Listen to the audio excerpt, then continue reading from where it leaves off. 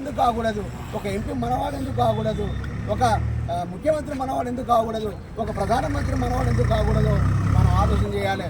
మనం చిన్న చిన్న వైరాలు పెట్టుకొని, చిన్న చిన్న మనస్పర్ధలు పెట్టుకొని మరి మన వర్గాల మనమే గుంజుకుంటూ ఉన్నాం. మన వర్గాలను మనం ముందుకు తీసుకుపోవట్లేము.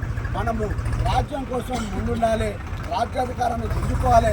అదే అంబేద్కర్ సిద్ధాంతం. అంబేద్కర్ సిద్ధాంతం ఏంటయ్యా?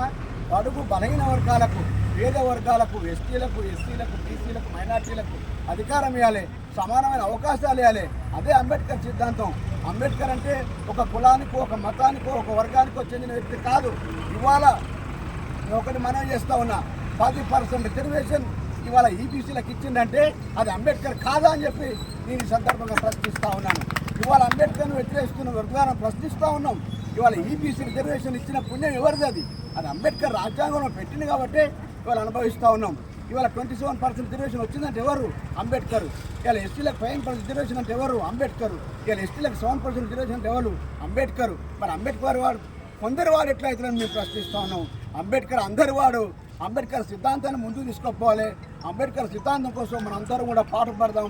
ఈ రాజ్యాధికారం కోసం పోరాటం చేద్దామని చెప్పి తెలియజేసుకుంటూ నిర్వాహకులకు మరొకసారి ధన్యవాదాలు తెలియజేస్తూ ఈ కార్యక్రమం పాల్గొంటున్న అందరినీ కూడా మరి Congress party, CPM party, TRS party, all పార్టీలు, బీజేపీ పార్టీ, ఇంకా అన్ని పార్టీలకు కూడా, ప్రజా సంఘాలకు కూడా మనస్ఫూర్తి అభినందన తెలియజేస్తూ ముగిస్తూ ఉన్నాను.